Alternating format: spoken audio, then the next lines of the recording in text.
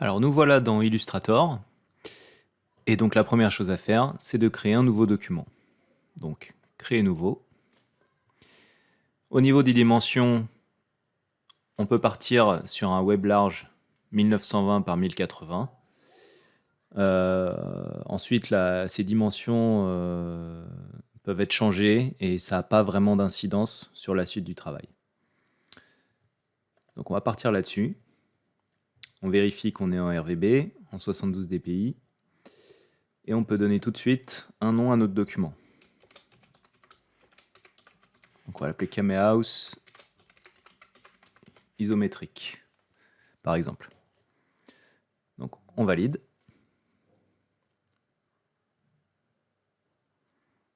Donc nous voilà sur notre plan de travail. Donc ce qu'on va faire, on va d'abord, quand on fait de la 3D isométrique, ce qui est important, c'est d'avoir un support, une scène, comme sur un logiciel 3D. Donc on va créer une grille de 3D isométrique très rapidement. Donc il y a plusieurs méthodes pour le faire. Et donc moi, la mienne, je vais vous l'expliquer.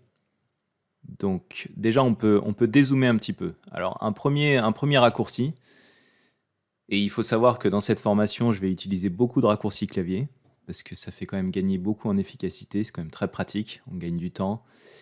Et voilà, une fois qu'on les connaît, c'est vraiment intéressant et ça améliore le workflow, comme on dit.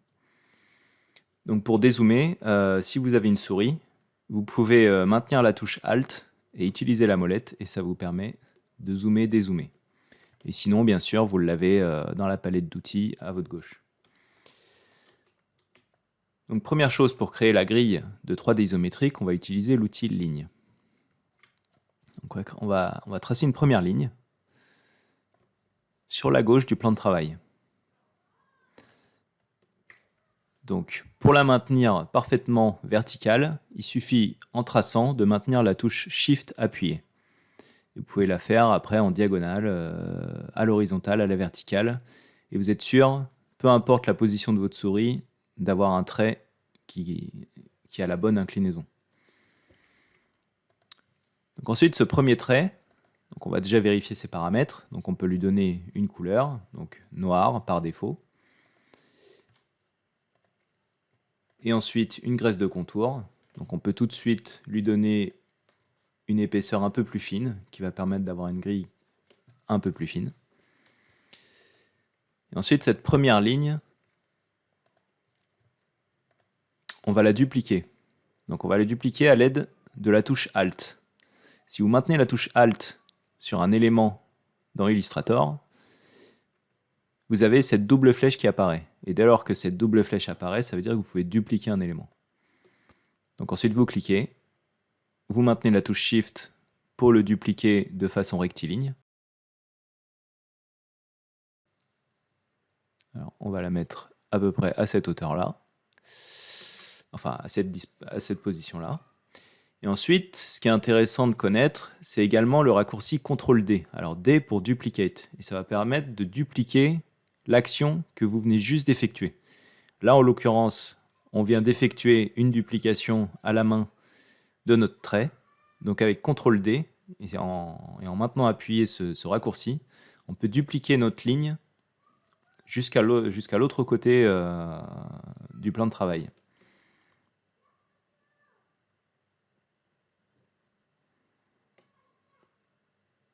Et voilà. Ce qu'il faut faire ensuite, c'est sélectionner l'ensemble, donc avec CTRL-A, et les grouper pour en faire un seul objet. CTRL-G. Donc, grouper, en fait, ici, c'est associer. Ce qu'on va faire ensuite, il nous manque, maintenant qu'on a les lignes verticales, il nous faut les lignes obliques. Donc pour tracer ces lignes obliques, c'est très simple, on va se servir de nos lignes verticales. Donc on va les copier, on sélectionne d'abord notre groupe, copier, CTRL-C, et on va les coller sur place. Et coller sur place, ça veut dire qu'on va les coller par-dessus notre objet, exactement à la même place. Et ça, c'est important, pour qu'ensuite tout soit bien aligné. Donc on fait copier, CTRL-C, et coller sur place, c'est Maj, CTRL-V. Vous avez aussi, vous pouvez le retrouver ici, coller sur place, majuscule, CTRL-V. Si vous dépliez la palette de calque, vous voyez que le calque a bien été dupliqué. Ensuite, ce qu'il faut faire, il faut utiliser l'outil rotation. Donc on va l'utiliser, on va aller le chercher dans la palette d'outils à gauche, on clique dessus. Et là on ne clique pas, mais on appuie sur la touche Entrée. Alors bien sûr, il faut avoir le bon groupe de sélectionner, puisque là on va appliquer des paramètres sur ce groupe précisément. Donc on va lui appliquer une rotation de 60 degrés. Voilà. Alors, ce que vous pouvez faire tout de suite, c'est agrandir légèrement pour couvrir tout le plan de travail avec vos lignes. Et ensuite, il nous manque les lignes dans l'autre sens. Donc, ce qu'on va faire, c'est qu'on sélectionne notre groupe, on le copie, on colle sur place encore. Donc là, on voit qu'on l'a fait. Il apparaît en premier plan ici. Et comme on les veut dans l'autre sens, qu'est-ce qu'on va faire? On va faire une symétrie verticale. Donc objet, transformation, miroir, symétrie verticale.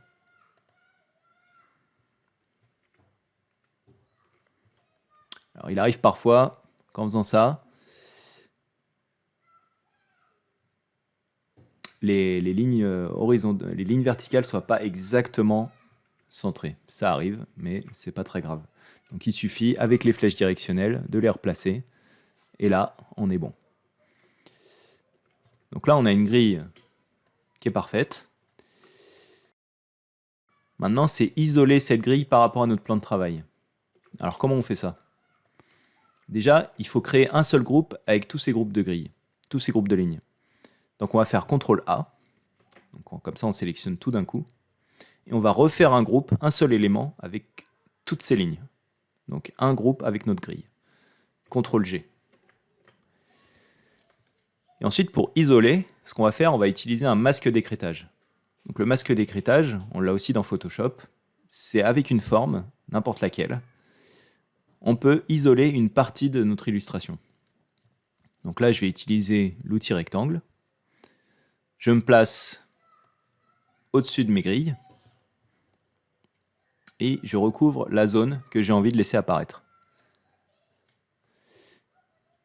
Donc ensuite, peu importe que vous soyez en contour ou en fond, ce qui compte, c'est que cette forme rectangulaire soit au-dessus des lignes. Et ensuite, pour faire le masque d'écrêtage, alors c'est très simple, il suffit de sélectionner le rectangle qui va permettre de faire le masque et les lignes. Sélectionnez les deux. Et il y a un nouveau raccourci que vous pouvez apprendre pour faire ça, c'est CTRL-7. CTRL-7, ça vous permet de faire directement le masque d'écrêtage, sans passer par Objet, masque d'écrêtage, créer. C'est un peu plus long, c'est faisable, mais vous sélectionnez vos objets, CTRL-7, et voilà, c'est terminé. Donc ce qui est intéressant, donc là on a notre grille, donc c'est parfait. Moi ce que je trouve bien ensuite, c'est qu'il faut verrouiller cette grille, puisqu'il ne faut pas qu'on puisse déplacer des éléments, des points d'ancrage ou des points du tracé de cette grille. Il faut pouvoir la garder telle qu'elle, intacte. Donc il faut verrouiller. Il faut, dans la mesure du possible, renommer tous vos calques pour pouvoir vous y retrouver plus tard. Et en imaginant, je ne sais pas si vous collaborez avec quelqu'un, qui puisse s'y retrouver également dans vos calques. Donc c'est toujours très important de bien nommer ces éléments, de bien nommer les calques. Donc on va l'appeler grille isométrique, tout simplement. Voilà. Et ensuite, ce qu'on va faire, donc on va vérifier plusieurs choses.